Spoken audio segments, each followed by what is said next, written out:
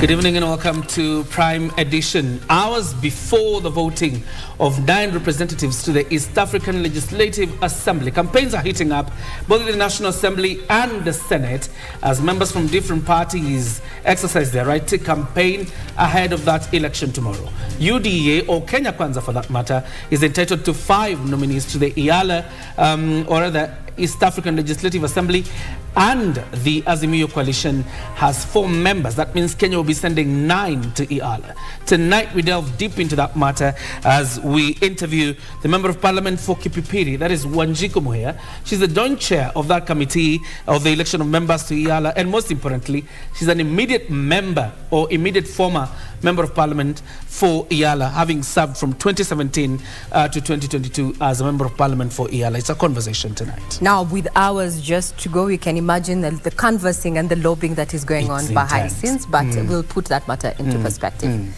Good evening, this is Prime Edition. And we're going to also be looking at what has been making headlines in as far as business and sports is concerned, and the global showpiece that's the World Cup is just but 4 days away. You can imagine. And KBC is the center of all action. But here are tonight's highlights.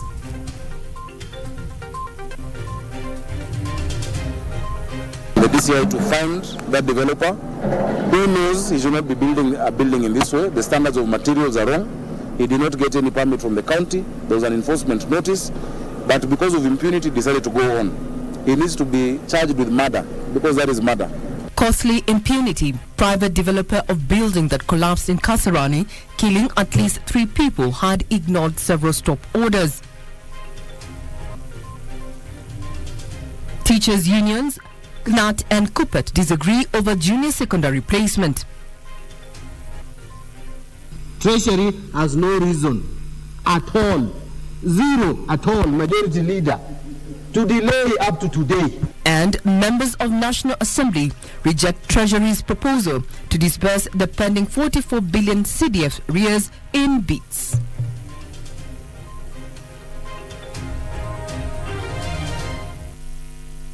Good evening, you're watching Prime Edition. I am Regina Manyara. And my name is John Jacob Kioria. Of course, the sign language interpreter tonight is Byron Abuli. And of course, if you're wondering about sentiments made by the Fafi MP in terms of amending the constitution to allow the removal of the term limit to bring in the age limit, is something the President, Dr. William Ruto, has dismissed today and urged members of Parliament to concentrate on what matters to Kenyans. Let's begin our broadcast tonight. Now, details are emerging that the developer of the collapsed building in Kasarani that claimed 3 lives ignored a number of stop orders. The National Construction Authority says it even issued a similar warning on Tuesday before the tragedy struck, but the defiant developers turned a blind eye, costing innocent lives. Nairobi Governor Johnson Sakaja, who visited the site of the tragedy, termed the incident murder and wants the developer held solely responsible for the 3 deaths. The Kasarani building that collapsed yesterday afternoon has so far claimed 3 lives. Bodies of 2 construction workers were brought out of the rubble Tuesday around 2 a.m. Today, another body of a lady who was a food vendor was retrieved from the rubble. Lands Cabinet Secretary Zakaria Mwangi and Nairobi Governor Johnson Sakaja, who visited the site of the incident, condemned the rogue developer who, according to NCA, had defied over 9 non-compliant stop orders. The National Construction Authority walikuwa hapa jana na wakaisimamisha asubuhi, na hiyo ilikuwa mara ya 10 kuisimamisha, lakini kwa sababu ambayo haieleweki, hata baada ya jumba lenyewe kusimamishwa linaendelea. Na hivyo tunasema that is impunity ambayo iko ya hali juu sana. We will ask the police and the DCI to find that developer who knows he should not be building a building in this way. The standards of materials are wrong. He did not get any permit from the county. There was an enforcement notice, but because of impunity decided to go on. He needs to be charged with murder, because that is murder. National Construction Authority Executive Director Engineer Maurice Akech said they had previously arrested 3 persons over non-compliance of the collapsed building. Only yesterday, officers from NCA, while conducting random inspections, issued another stop order which was ignored. We'll continue enhancing the charges so that at least action can be taken, and we hope justice will be meted. on this particular development. We want to work with everybody so that we can stop this impunity, this ignorance and impunity that ignoring the law. We're advised to stop a building, and yet we are continuing. For every 10 sites we visit, there is about 30% or 3 out of 10 that are not compliant. Maneno ya kueleza watu wawe na awareness vile maneno inaendelea, sababu tukiendelea hivi tutaendelea watu wataendelea kupoteza maisha yao. Once you are instructed not to do by a government agency, alafu unaendelea kufanya, basi we want to know who you are. Wewe una nguvu gani ambayo inashinda serikali? Already we have changed our technical approval committee in Nairobi County. We'll be issuing the new names today, and we are conducting an investigation. If I find any officer from Nairobi County having been culpable at any point, they will go home and they will be charged. Area Deputy County Commissioner Kamau Maina called on the area residents to volunteer any information that may assist in hastening the rescue efforts at the site, even as he urged those living in nearby apartments to vacate. The rescue efforts being jointly conducted by Red Cross Society of Kenya, St. John Ambulance and KDF Disaster Response Battalion, among others, have seen 16 people evacuated. 6 other people who suffered injuries are recuperating at the St. Francis and Kenyatta National Hospital. A psychosocial support stand has been set up at the scene to help. Rogue officers setting up non-compliant projects such as this one, and while at it endangering the lives of Kenyans, have been put to notice that their days are numbered and they will face the full force of the law. Yusuf Law reporting for Prime Edition from Kasarani, Nairobi. Let's focus on education matters now. The 2 giant teachers' unions in the country, the Kenya National Union of Teachers, NAT, and Kenya Union of Post-Primary Teachers, that is KUPPET, have clashed over whether or not the junior secondary school should be domiciled in primary or secondary school. While NAT holds that grade 6 should be domiciled in primary schools, KUPPET argues that the country has already put in place regulatory and requisite infrastructure to accommodate the grade 6 learners in secondary schools, as Ruth Wamboi now reports. While curtains came down on the public participation of the Presidential Working Party Task Force, headed by Raphael Munavu, the 2 giant teachers' unions in the country, KNUT and KUPPET, have made public their recommendations on which way grade 6 should go, and they appear to be reading from different scripts. We have a very comprehensive proposal and recommendation that junior secondary, that is grade 7, 8 and 9, should be domiciled in primary schools. The contention of KUPPET headquarters is that junior secondary school is a secondary school curriculum, and in that respect it is best placed in the secondary school.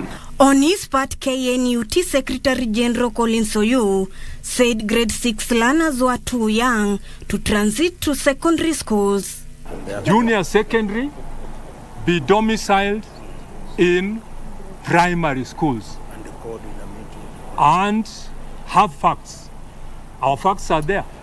On the other hand, KUPPET SG Akelo Misori, however, argued that teachers in secondary schools are best placed to handle the junior high school curriculum.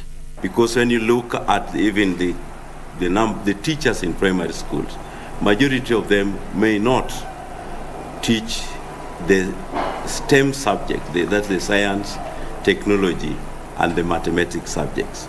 Among the issues that have been raised by the unions are duplication of roles by the Ministry of Education and Teachers Service Commission, deployment of teachers, financing, among others. They cried about nothing mainly except cost.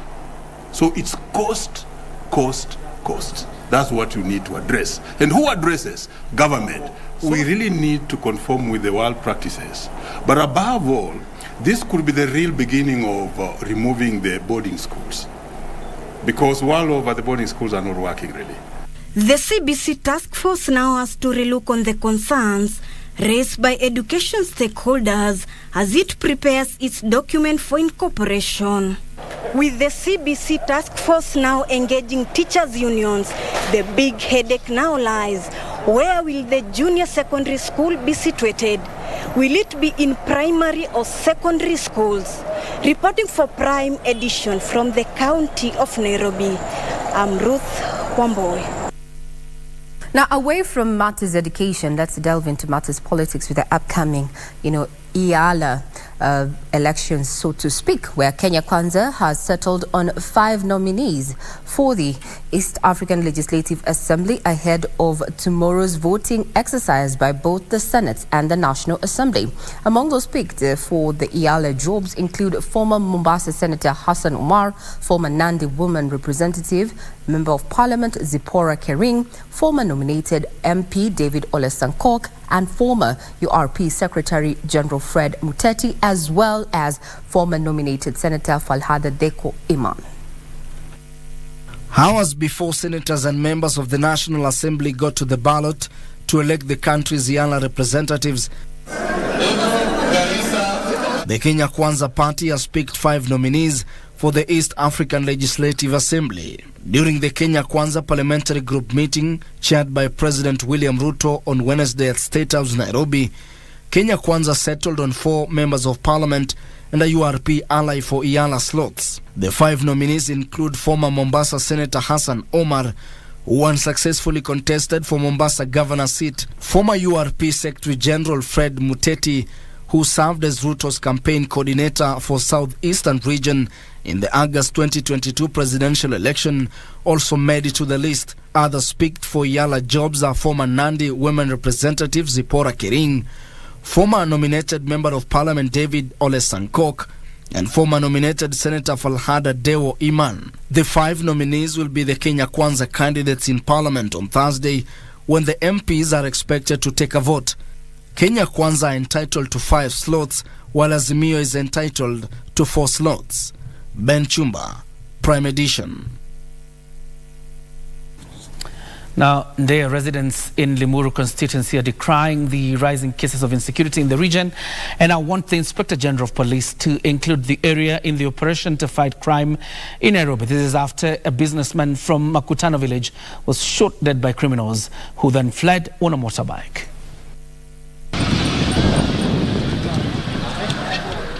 An uneasy, calm, engulfed day of village in Limuru constituency today in the wake of another crime incident.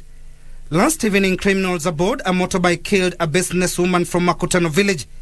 The residents suspect that the gangs terrorizing Kenyans in Nairobi have found a safe haven in its outskirts such as Limuru. Kiwa kazini kwangu, nilisikia sauti, nikadhani ni ya pikipiki, nikitoka nje, nikapata ni risasi na wamegonga neighbor yangu na nikamwona akiwa chini. Alafu wakati tulianza kuscream, wakapada pikipiki na wakapotea. Kitu moja tu naomba mkubwa wa polisi, akifanya mipango yote asisahau mpaka huku vijijini. Hawa watu wasifukuze huko Nairobi, wakuja huku. Mambo mengine tulikuwa tunaisikia, lakini saa hii kitu imetushangaza sana. Vijana wadogo wakipotea tu hivi. The area assistant chief undertook to nab the culprits. Crime escalates, ndio na serikali inazidi kuleta maofisa wengine kwa ground. So we are hoping with time itakuwa controlled. Elsewhere, 2 security guards, aged 65 and 66 from Kakamega County, are fighting for their lives at the Kakamega General Teaching and Referral Hostel after being attacked by assailants while on duty. Area leaders condemned the incident and called for security personnel to hasten investigation and bring the culprits to book. Sisi tunataka bwana governor ambaye alipigiwa kura ako kwa kiti, Mheshimiwa Baraza Fernandes, ukae chini na ministry ambayo ina deal na mambo ya usalama na enforcement. Tuhakikishe kwamba ile ulinzi ilikuwa inapeanwa na askari wetu ambao ni enforcement officers hata kama utaongeza. Finally, security agencies have intensified security patrols across the coastal city of Mombasa and its environs as the festive season and New Year celebration draw closer. Mombasa County Commissioner John Otieno asked residents and visitors to be vigilant during the festive season, even as the government scales up security measures. Lazima pia tutaendelea kushirikiana zaidi na wananchi. Hali ya usalama haiwezi kuimarika bila kuhusisha wananchi. Kwa hivyo nataka nihimize wananchi waweze kuungana nasi na kikosi cha usalama katika kaunti hii ili tuweze kudhibiti hali ya usalama katika kaunti ya Mombasa. Time for us to take a first breather on Prime Edition. But just to remind you of our conversation today. Tomorrow, members of parliament, that is from both the National Assembly and the Senate, will go to the polls to elect 9 representatives to the East African Legislative Assembly. Kenya Kwanza is entitled to 5, Azimio is entitled to 4, and the elections happen tomorrow. Tonight, we speak to the joint chairperson, or rather the joint co-chair of the Committee on Election of Members to EAL. That is Wanjiku Muhia, the Member of Parliament for Kipipiri, and of course, also an immediate former MP for EAL. And for now, we take a quick breather. We'll be right back. All right.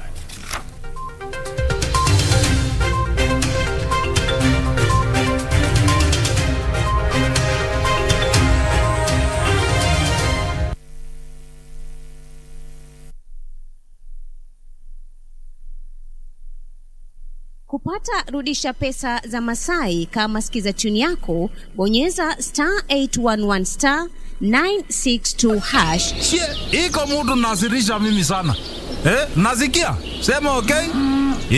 Kama semi achukui, mimi napeleka pesa benki. Nafika benki, napatia pesa, alafu mtu mwingine nakuja na sema nataka loan, napatiwa ile pesa. Sasa mimi nashinda. Kwani mimi naleta pesa yangu wewe napatia mtu mwingine? Kupata rudisha pesa za Masai, bonyeza *811 962 hash. *811 962 hash. Purpose of a trip.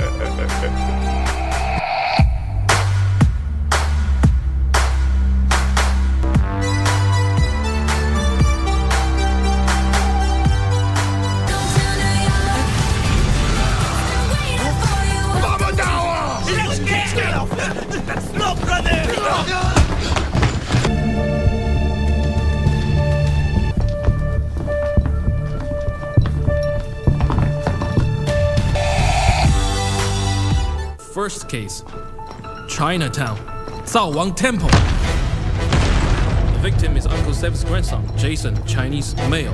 The killer took his heart. Lao Qin!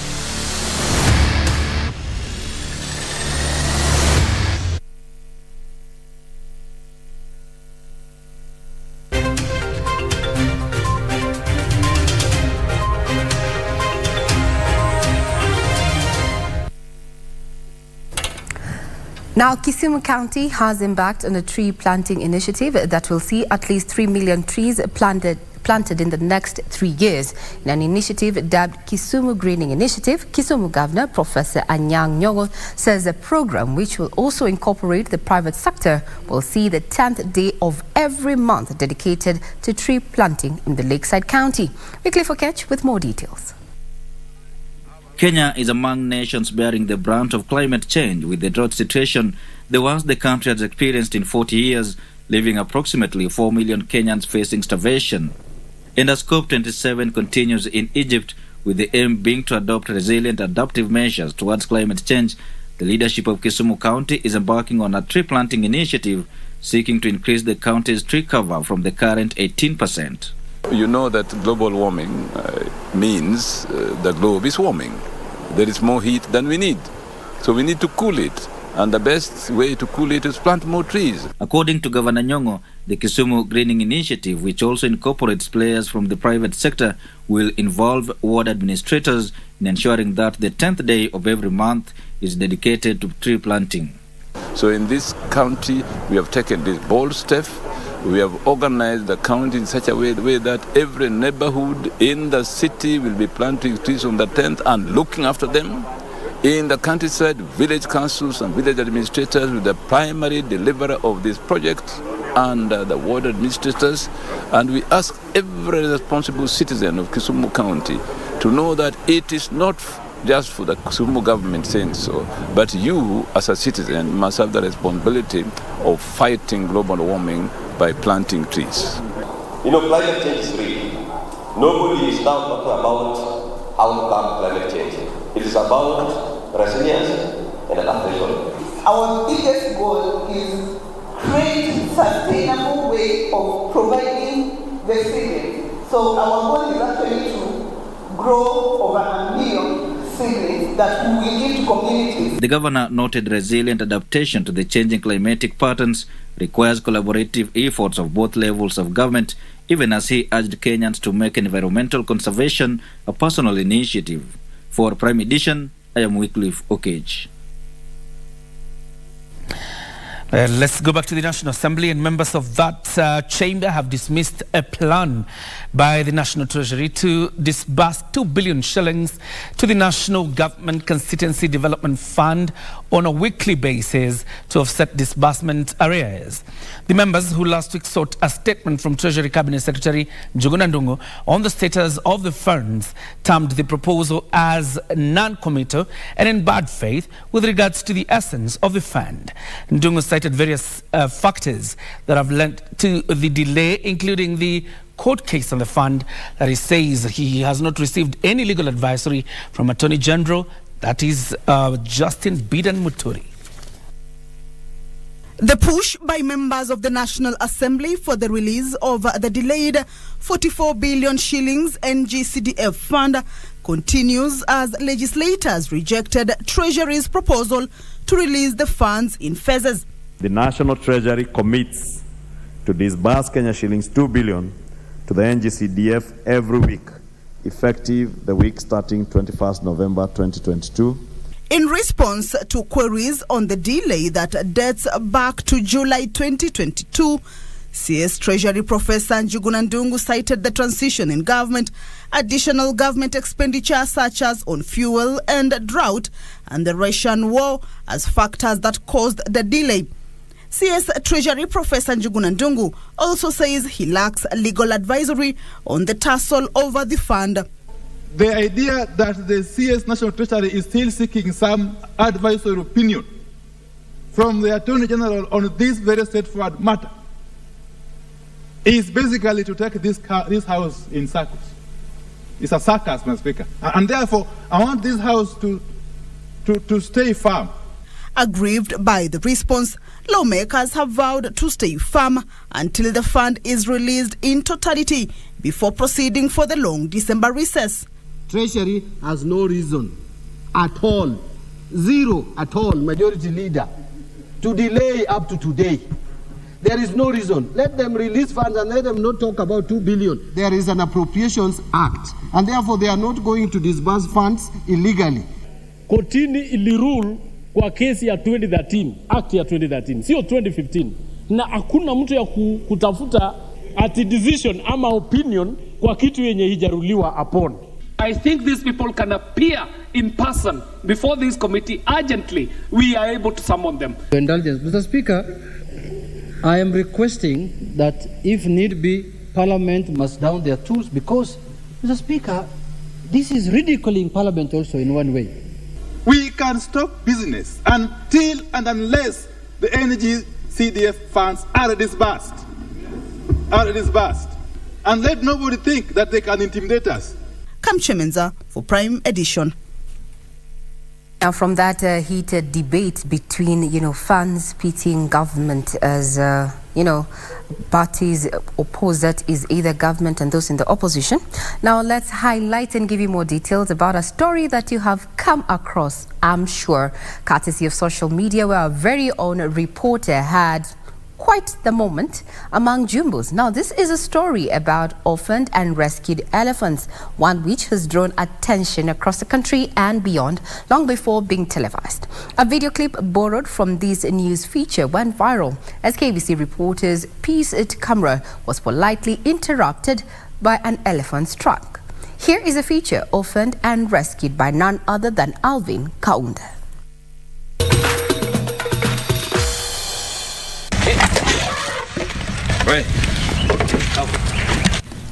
Just like you and I, they too have got names.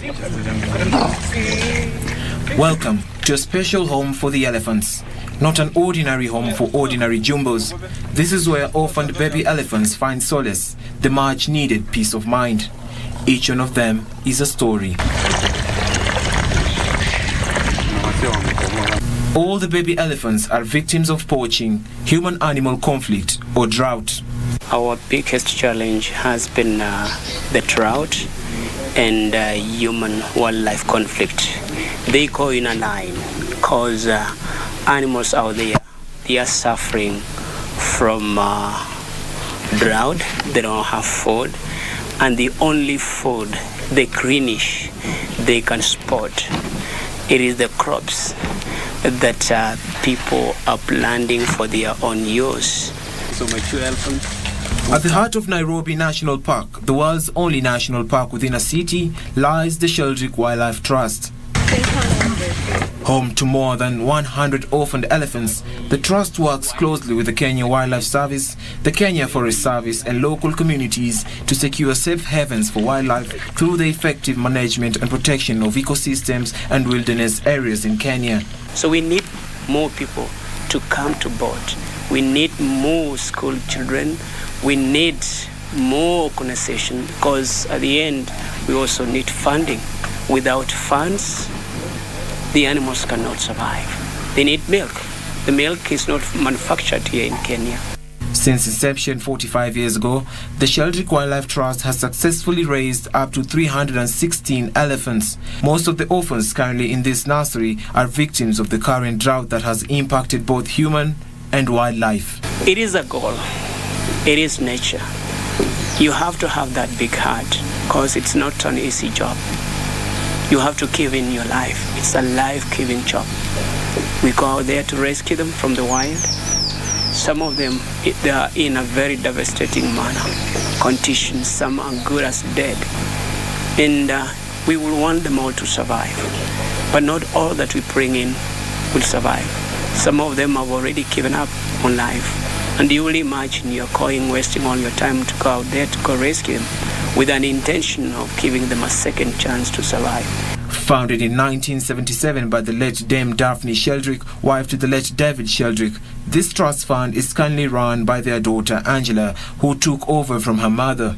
When you raise an elephant and you know that elephant's going to be living wild probably 50, 60, 70 years, you have to see the big picture. It's no good just raising the elephant and tipping it back into the wild without doing your best to keep it and its wild friends safe in the natural habitat that it's going to be living in. The name given to each elephant depends on the state they were found, location and character.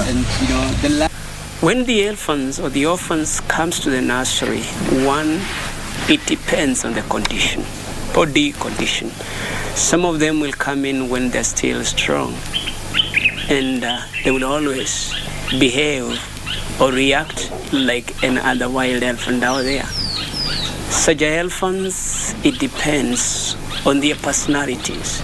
Some are so quick to forgive, some are so quick to forget what happened to them. Some have encountered rowdy human beings. They have even wounds, they are nursing wounds, spear wounds that was inflicted by these human beings. They all live in individual enclosures with individual caretaker who rotate and switch enclosures to avoid the animal building an attachment to individual caretakers. Since elephants are not solitary creatures, they need the caretakers to literally sleep with them under the same roof overnight. After the elephants are taken care of and are of age, they are usually transferred to the Savo East National Park and Kibwezi Reintegration Units, where they currently have over 100 elephants and more than 30 in the nursery who are still milk dependent. For the orphans will always be fed on a very special baby human formula at allowance of after every 3 hours around the clock 24/7. When Daphne started the organization, she however faced challenges with the feeding program for the orphaned elephants. Elephant milk has very low fat content, but she however perfected the milk formula and necessary husbandry for infant milk dependent elephants, discovering that coconut oil was the nearest substitute for the fat in the elephant milk. This was done after a very long 28 years of trials and errors. And since she came up with this formula, so many of these orphans have survived and gone back into the wild. The Sheldrick Wildlife Trust runs solely through charitable donations and adoption programs where Goodwill, Well Wishers and other organizations help in funding the project. Just like humans, elephants are family-oriented and they live in groups, and leaving elephants in solitary confinement can lead to stress for the elephants. Over 40 years, the former orphans of the Trust's rehabilitation program have given birth to more than 25 wild-born babies. The current drought in Kenya has resulted in the death of 205 elephants. It is said charity begins at home. And for these young orphaned elephants, this charitable foundation is what they call home. It is the place where they discover and are taught life's lessons, experience love and grapple with loss. And even for millions of other species, home hangs in the balance. Human actions are destroying habitats, decimating our entire ecosystem and disrupting the circle of life. And with the rise in drought cases, it is up to us to be guardians of our own natural world, save our wild species, and provide a home. For not only our elephants, but for all creatures who have lost their own. It is not a mission of a moment, but of generations, and that is why organizations like the David Sheldrick Wildlife Trust is working hard to face today's threats and prepare for tomorrow's challenges. It is a monumental task, an exercise of perseverance, a labor of love, and most of all, to preserve the place where all things began. After all that life has is just one home. Reporting for KBC Channel 1, I'm Alvin Kaunda.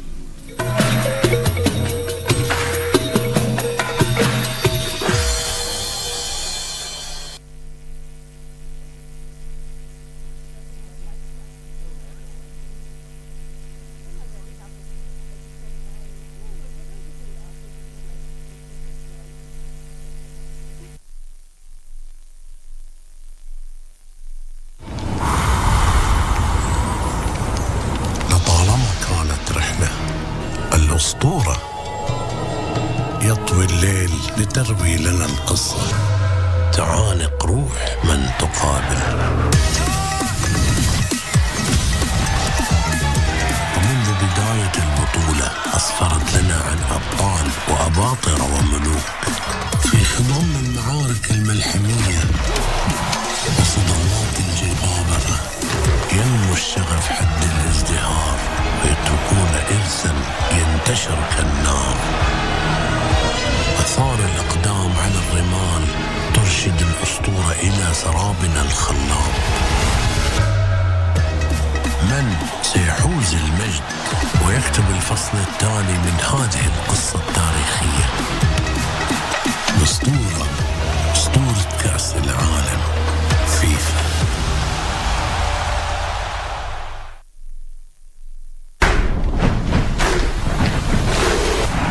November like never before. Mouth-watering programs. Maza takes a break and in comes football extravaganza.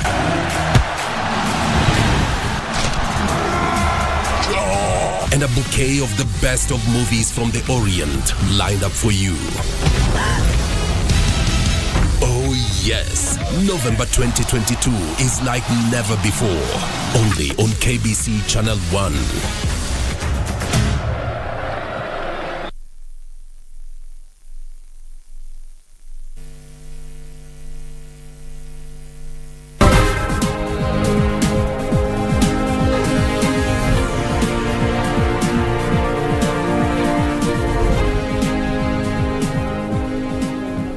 Now we shift gears to the business news of the day. My name is Wairimu Jenga.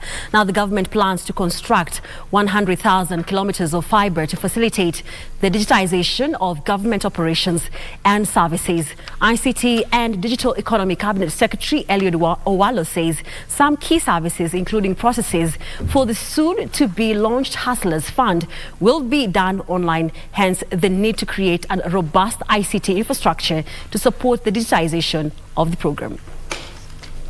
The government has earmarked the digital space as the focal point for the operationalization of the 50 billion shillings Hustlers Fund. ICT and Digital Economy Cabinet Secretary Eliud Owalo says disbursement and repayment of the fund to be launched next month will be done online. We are going to leverage on technology to do both the disbursement and also the repayment. Yeah? It is not free money. So you disburse and then also, just like any other financing activity, only that they'll now be able to access it at, I don't want to call it interest, an administrative cost that is way below the prevailing market rates or the prevailing bank rates. The government plans to digitize 80% of its operations and services on short-term plan and construct 100,000 kilometers of fiber to support the digitization process. To be digital platform based, so that we are not focusing on physical movement of goods and services, but leveraging on technology to access goods and also pay for the goods and services that are taken to the market.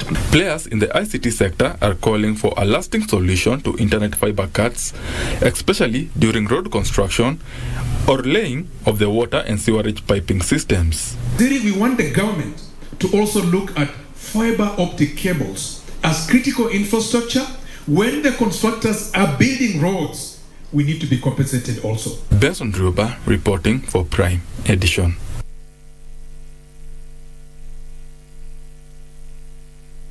Now, micro, small and medium-sized enterprises will soon have access to Japanese export-oriented manufacturing training that promises to double their revenue. The administration director in the Ministry of Cooperatives and MSME Development, Haron Komen, says 48 pilots businesses have been selected to start the program, which emphasizes on quality products.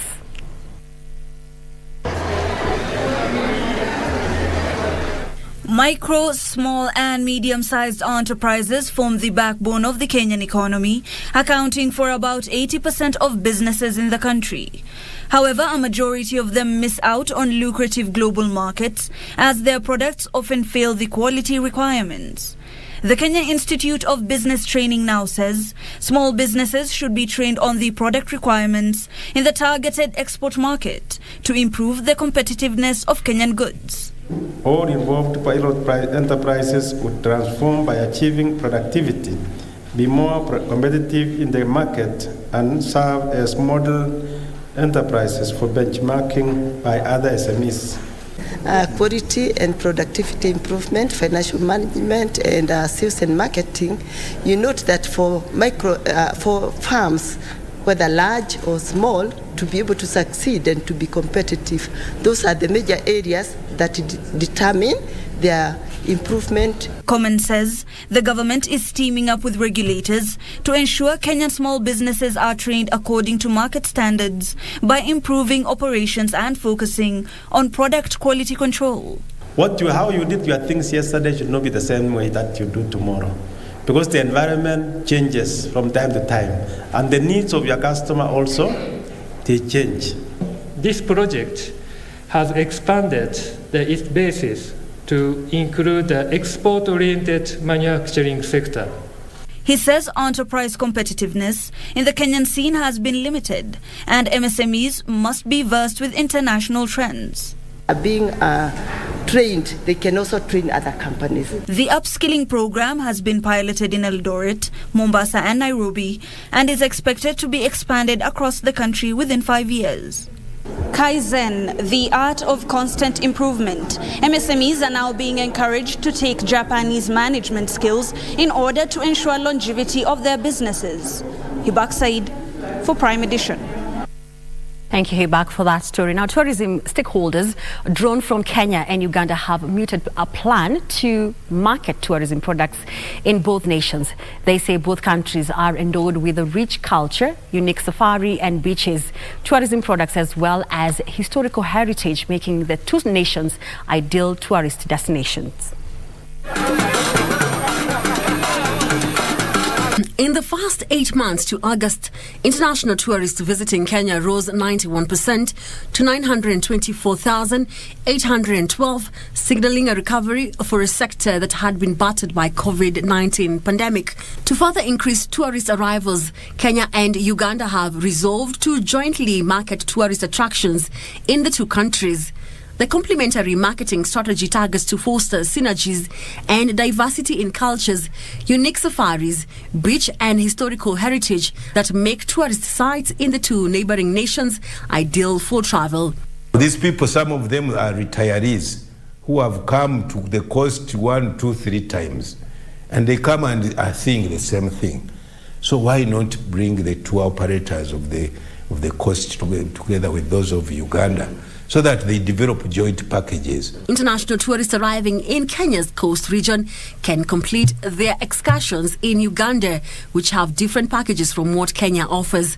To that effect, Mombasa is set to host the Kenya-Uganda Tourism Conference from tomorrow that will, among others, discuss tourism products packaging, innovation and technology infrastructure to maximize the tourism potential in Kenya and Uganda.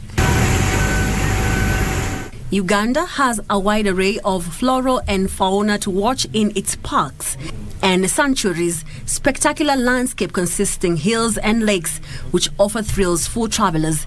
Kenya, on the other hand, is endowed with historical sites like the Fort Jesus, eye-catching beaches, marine parks, an elephant sanctuary, the dolphins and wildlife parks, among others. Well, that story puts, or rather wraps up business news for tonight. But Regina and Manyara is on the other end of the studio with a sports update. Have a good night. My name is Wairimu Jenga.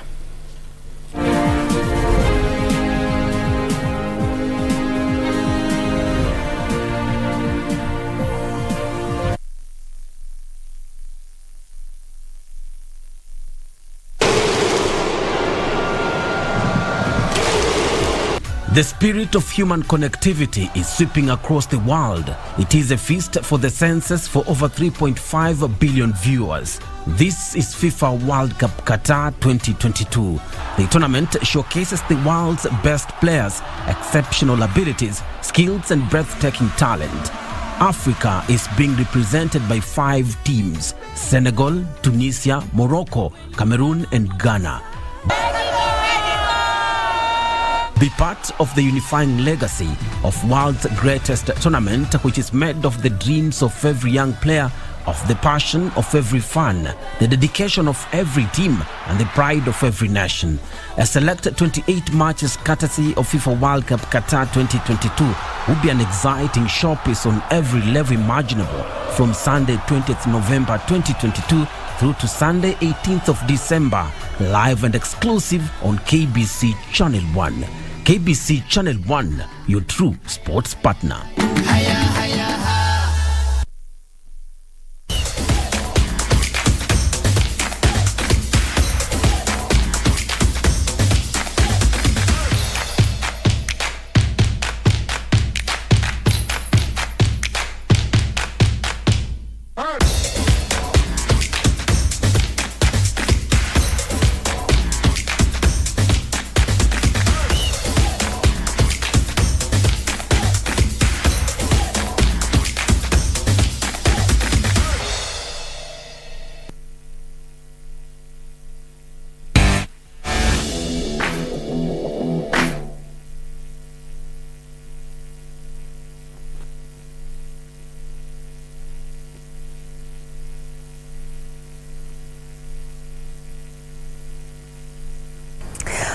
As you've seen, our World Cup clock is already running. So set the date. Sunday is the day.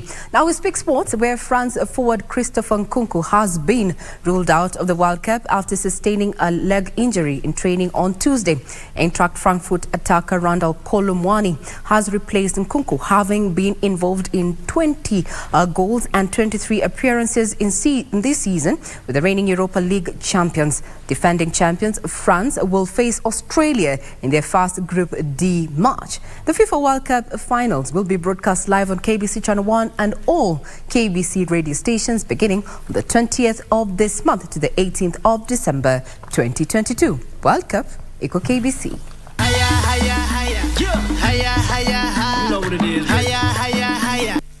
France forward Christopher Nkunku will not play in the 2022 World Cup after sustaining an injury. The 25-year-old is the Bundesliga top scorer with 12 goals in 15 games for RB Leipzig. Nkunku is the latest on a list of high-profile absentees for defending champions France, which includes midfielders Paul Pogba and N'Golo Kante and it is absolutely wonderful. Mane scored the winning penalty when Senegal became continental champions for the first time after defeating Egypt in a shootout in the Africa Cup of Nations final. By Lallana, Milner, Mane spin, Mane's goal! The West Africans begin their Group A campaign against the Netherlands on Monday before taking on host Qatar and Ecuador respectively. Meanwhile, Wales national team arrived in Qatar as they prepare to play at their first World Cup in 64 years. The Robert Page charges will be based at a training ground of Qatari club Al Sadd, whose facilities will also be used by Japan. Aaron Ramsey, Joe Allen and Captain Gareth Bale will carry Wales' hopes in Qatar. Wales will begin their campaign against the United States on Monday in Group B before taking on England and Iran. The FIFA World Cup finals will be broadcast live on KBC Channel 1 and all KBC's radio stations beginning on the 20th of this month to the 18th of December. World Cup, Eco KBC.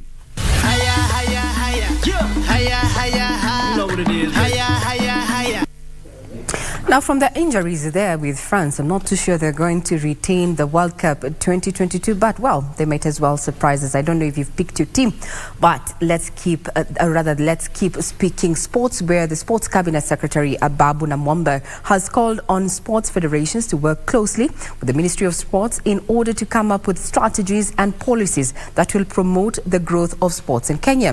Namwamba was speaking when he met top officials from different sports federations at the Kasarani Stadium, Nairobi. Speaking after meeting top officials from different sports federations in the country at the Moi International Sports Center, Kasarani, Sports Cabinet Secretary Ababu Namwamba stated that sports persons should be highly recognized every time they represent Kenya in international events as a way of motivating the next generation. Why do we divert resources from the purposes for which they were released? If you know we have released resources to take a team to the Paris Olympics in 2024, don't divert those resources to other purposes. If you are in need of resources for other purposes, then come request resources for that other purpose. He said the government will put in place the necessary structures to aid the growth of sports in Kenya. We are thinking, for instance, that instead of dropping little stadia all over the place, we want to build sports complexes that are composite facilities. A facility where it's not just for sports, but it can also be used for recording, it can be used for theater, it can be used for all manner of purposes. Ababu also promised that his ministry will do everything possible to ensure that Kenya qualifies for the 2032 World Cup. I congratulate KBC most heartily for winning the rights to broadcast live Qatar 2022 World Cup matches. It's an amazing experience.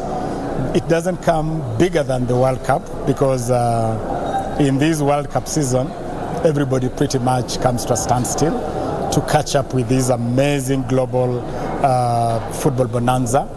I want to invite all Kenyans to watch these live games, to be part of the World Cup spirit, and just to remind everybody, World Cup Eco KBC. For Prime Edition Sports, I'm Daniel Mwendwa.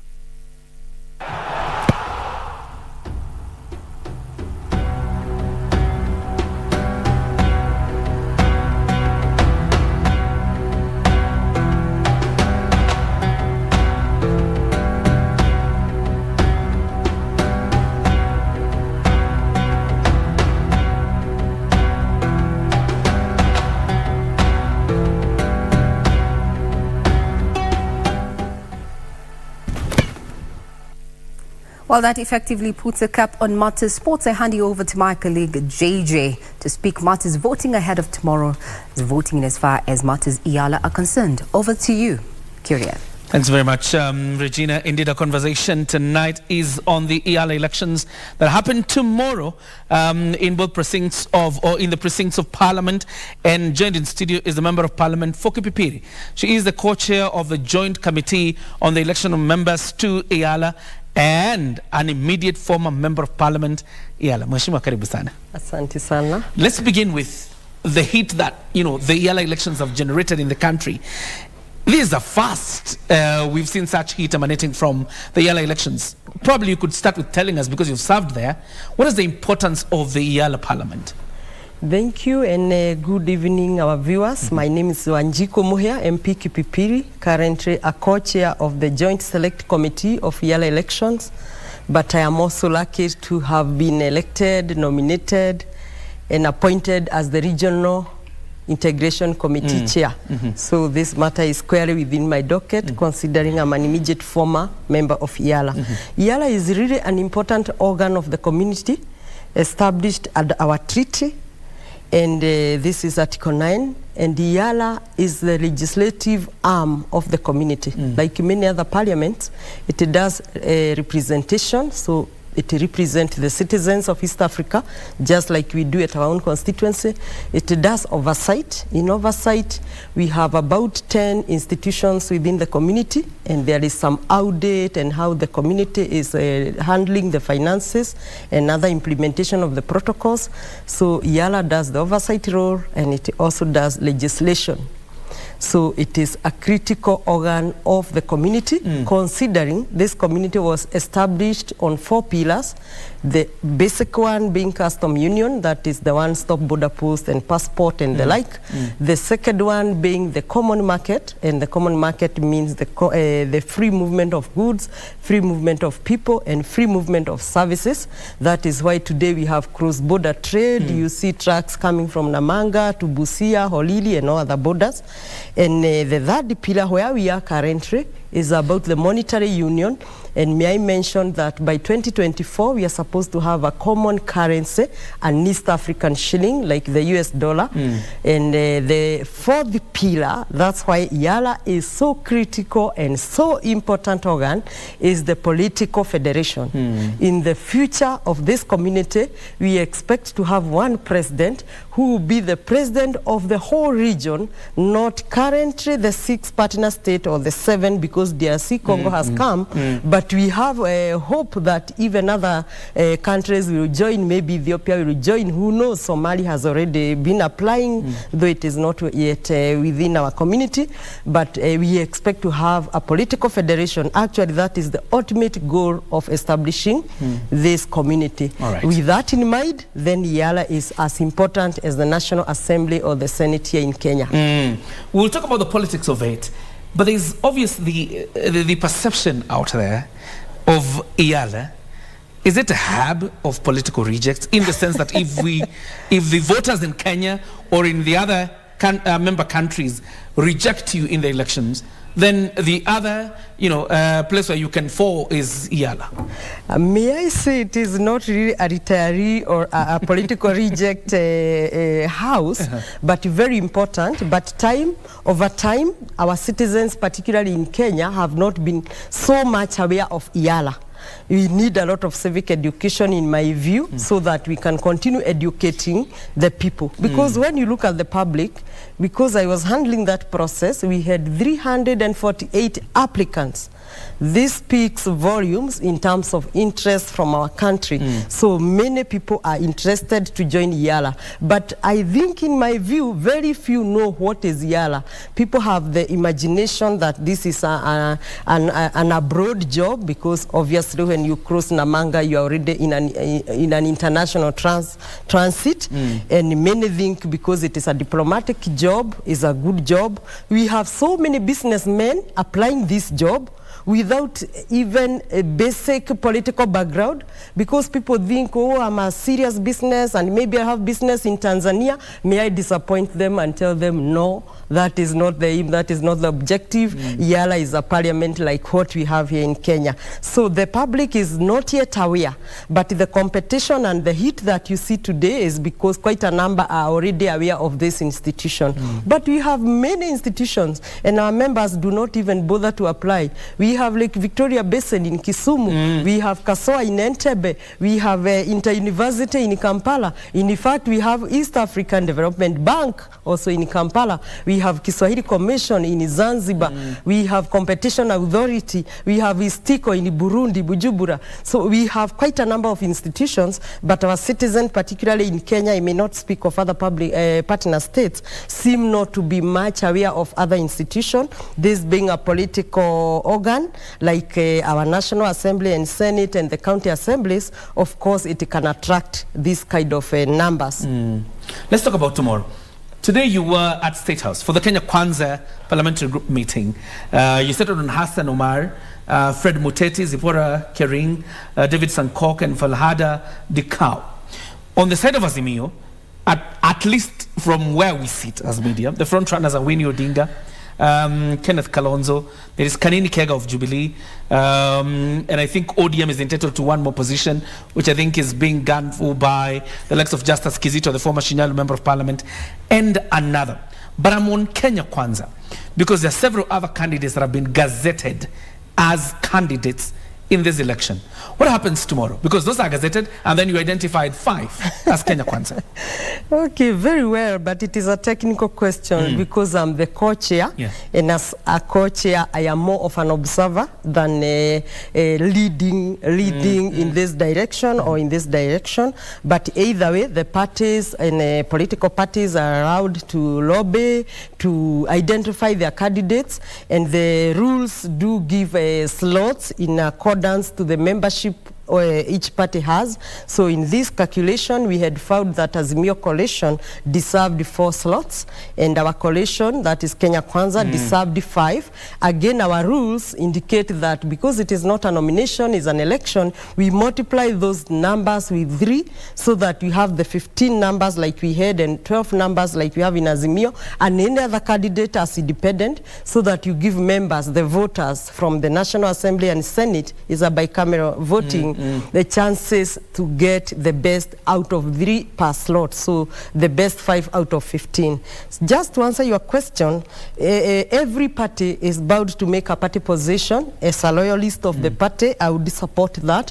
But remember, this is an election. It is also not limited to Kenya Kwanza only, so any result can come. It is important you mention about independence, because I'm sitting here wondering, when Kenya Kwanza has already taken a position on the 5 slots they are entitled to, and then Azimio obviously will take a position before tomorrow on the 4 positions they are entitled to, what is the possibility of an independent making it through to Iyala?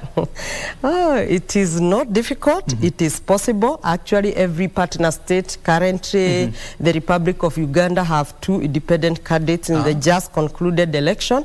But in our case in Kenya, when we make the advert, we leave it open as per the rules. But our independent candidates, particularly this year, because I have participated actively as a co-chair, I realized they did not read the advert very well, because the advert was clear that for you to apply as a member of Iyala, you must also qualify to be a member of parliament. That means the applicants ought to have gone to our constitution, Article 99, and read what are the qualification of a member of parliament. And this is where, if you are an independent candidate, you are required to bring 1,000 signatures. If that is for constituency, and for county, 2,000 signatures. So by the closure of this advertisement, that was on 2nd, the applications were there. In fact, we had 42 independent applicants. And out of 42, when the presiding officers, who are the clerks of the joint houses, Senate and the National Assembly, were receiving the application, because we have a day for nomination, which was 9th in this case, the coalition leaders brought their 15. Because when we received the 349 applications, they are sorted. There are those members, you know, Kenyans are interesting, who will apply 4 times. Even I was reading, and members were laughing in parliament, that even one applicant said he was looking for a job of a driver in Yala. His application was also there. So they sorted, and when they sorted, they gave to House leadership. Azimio, your slots, and your applications, and Kenya Kwanza, your applications, and independent remained, so that the committee could have handled. So in this case, the Azimio went, and we gave them the instruction, you shall bring 12 candidates or nominees. And the other, my coalition, Kenya Kwanza, 15. So they brought us 15 and 12. That is 27. From 42, many of the applicants did not have the signatures. Some were literally sitting there on the stairs and signing with one pen. Another one was just doing like this. I think they didn't take this election so seriously that you are not allowed to maneuver or bring jokes in this. So out of 42, only one candidate who qualified on face value. On face value, I mean he had 1,000 signatures. But it is our work through the presiding officer to take the signatures and the application of this candidate to the IEBC, who is the authorized entity to confirm if this candidate qualified to be dependent. So in this case, the application were taken to IBC to verify. And when they verified, the threshold was not met. Again, to the political party officer, the registrar of political party confirmed that our candidate by the name Duncan was not a member of any party. He was okay, he was independent, so there he passed. But when the papers were taken to IBC, the IBC wrote a letter back to us that this candidate cannot qualify. So in that case, the independent candidate story died like that. So I say in future, they should apply in accordance to our constitution, Article 99. And I was there in Parliament yesterday, and I saw the kind of campaigns that are ongoing in the National Assembly, and the senators, members seek to lobby the members of Parliament to vote for them. But let's talk about today's meeting, because you had quite a lengthy meeting that started at 7 a.m. with the President. The Hustlers Fund, because it's a hot topic right now, and the number of monies being given to individuals, despite the campaign pledges by the President. And you will remember, most of the critics say 500 shillings as a minimum. Let me say that anytime we have a PG, we always take stock of where we are, what are Kenyans saying, and where are we going to. So the main agenda today was Hustlers Fund, because as a media personnel, you also know that this is a heated issue, and as such, we needed to have some information, because the regulations are already ready from a certain committee, but you know the law in Kenya, they must come through Parliament, so soon they shall be coming either to GLAC or delegated legislation. So the fund, Hustlers Fund, to our Kenyans, it's there. It shall be launched on 30th of November. That is very few days, and that is good news. This fund will be given to 3 groups. The first group will be individuals like myself and yourself, and you can apply. And the second, so maximum of 50,000. I will give you those. And the other is groups, the chamas, the wamama, even wazee this time. You know, men used to say the government is marginalizing them. And as I was campaigning, I told them the hustler will also be there for men. And the other ones will be the small enterprise groups. So this Hustler Fund, because I took some notes, though I'm trying to download also from my memory, the Hustler Fund will be applied without any Hustler committee. That, you know, as members of Parliament, we could really have loved to have a Hustler committee. It will be through your phone. It will be like Tala, M-Pesa, and the like. So that means the process will be easy, and every borrower can, of course, like this idea of online borrowing, because you don't waste time, you have no to and fro. Also, the good thing with the Hustler Fund, it doesn't have the collateral, unlike how we ask the title deed, the vehicle, and all that. This Hustler Fund, you're asking of the amount. We are starting with the 500, and citizens shouldn't find it funny because I'm always doing fuliza of even 200. Doesn't that mean that I borrow 200? So we cannot imagine that we should all go to borrow 100,000. Yeah. It starts 500, and as a banker, I know there could be a need of 500. You could be Mama Boga. You go to the market, you need to have a stock in your kiosk of maybe 1,000. You find good tomatoes and you want to add 500 shillings more.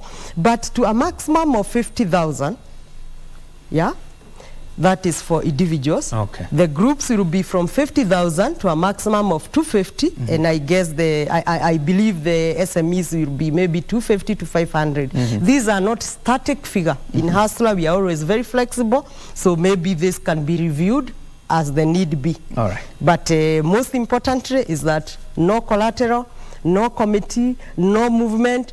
It's through your phone, right in your house, right in your kiosk, right here on studio. It's a good product. You're giving I some look people forward. some ideas. You know, I'm a banker, so I'm looking forward. And you know, we have quite a number of millions of Kenyans, particularly the youths, who are currently blacklisted by CRB.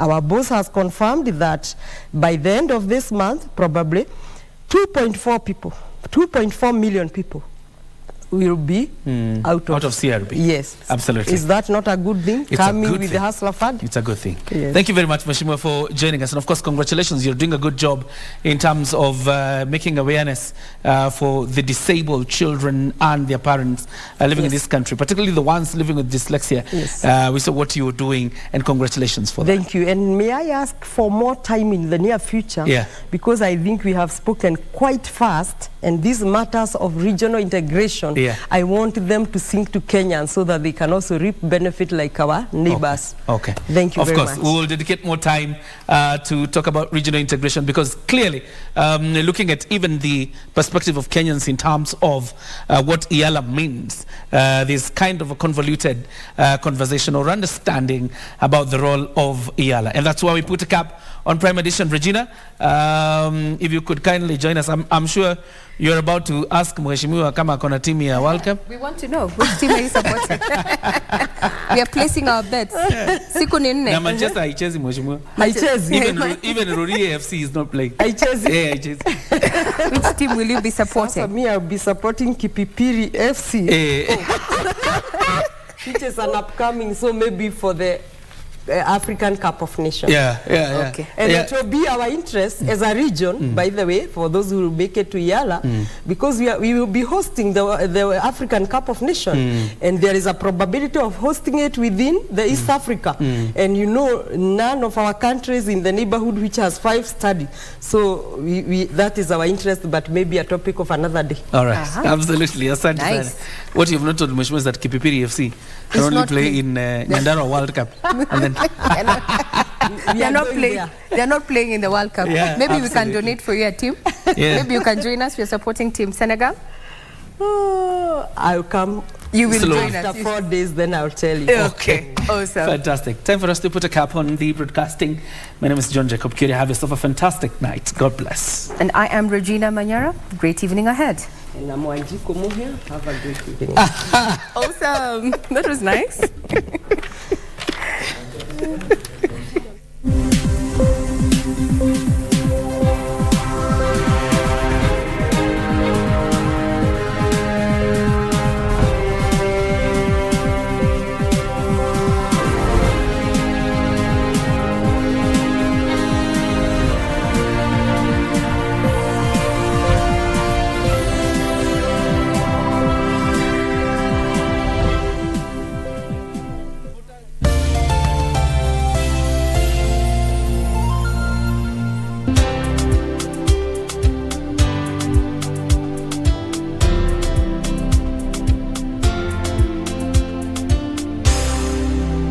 Kupata Mtumaini Mungu kama sikiza tune yako, bonyeza star